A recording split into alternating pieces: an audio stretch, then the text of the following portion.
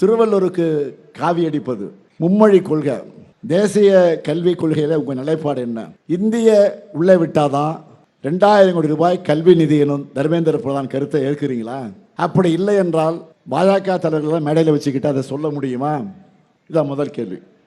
ரெண்டாவது கேள்வி, நீட் விலக்கு நிபந்தனையோடு தான் திமுக கூட்டணி வச்சிருந்தது. உங்களால் ஏன் தமிழ்நாட்டுக்கு நீட் விலக்கு தந்தால்தான் பாஜக கூட்டணியின நிபந்தனை விதிக்க முடியல? அடுத்து மூணாவது கேள்வி, கிறிஸ்தவ மக்களுக்கு எதிராக FCRA சட்ட திருத்தம் பற்றி உங்களோட நிலைப்பாடு என்ன? உங்களுக்கு தான் கூட்டணி வேற கொள்கை வேறன்னு சொல்றீங்களா? உங்களால் அப்போ தைரியமா இதை எதிர்க்க முடியுமா? நாலாவது கேள்வி, ஒரு கற்பனைக்காக சொல்கிறேன், NDA கூட்டணி வெற்றி பெறுது என வச்சுக்கிட்டா தமிழ்நாட்டில் அதிமுக ஆட்சி தான் அமையும்னு பாஜக தலைவர்கள் உறுதி கொடுப்பாங்களா? ஐந்தாவது கேள்வி, கட்டி முடிக்காத எய்ம்ஸ் தவிர்த்து உங்க ஓனர் பாஜக தமிழ்நாட்டுக்காக கடந்த 12 வருஷத்துல கொண்டு வந்த சிறப்பு திட்டம் என்ன?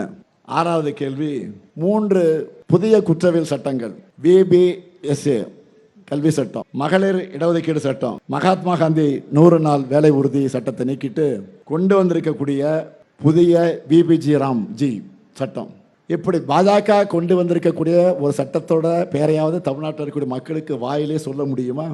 எல்லாத்துக்கும் சமஸ்கிருதத்தில் பேர் வச்சுட்டு அதை ஆங்கில வரி வடிவத்தில் எழுதுனா அது ஆங்கிலம் ஆகிடுமா? இதை எதிர்த்து உங்களால் பேச முடியுமா? இந்திய திணிப்பையே எதிர்க்காத உங்களை எதுக்கு தமிழர்கள் நம்பணும்?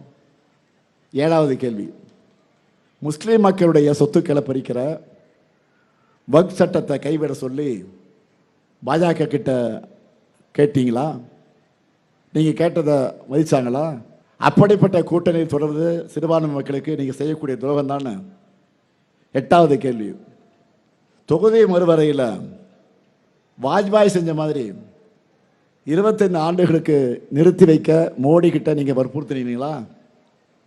ஒன்பதாவது கேள்வி, பேரறிஞர் அண்ணாவும் மக்கள் தலைவர் எம்ஜிஆரும் போற்றிய தந்தை பெரியாரை உங்கள் பாஜக ஓனர் அவமதிக்கிறாங்களே, அதுக்கு உங்களுடைய பதில் என்ன?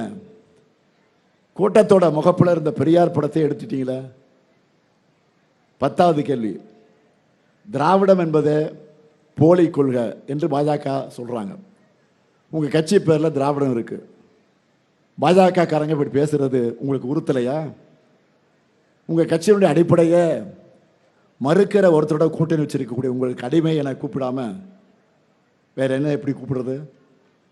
இத்தனை கேள்விகளையும் மக்கள் மனசில் இருக்கக்கூடிய கேள்விகள் தான்.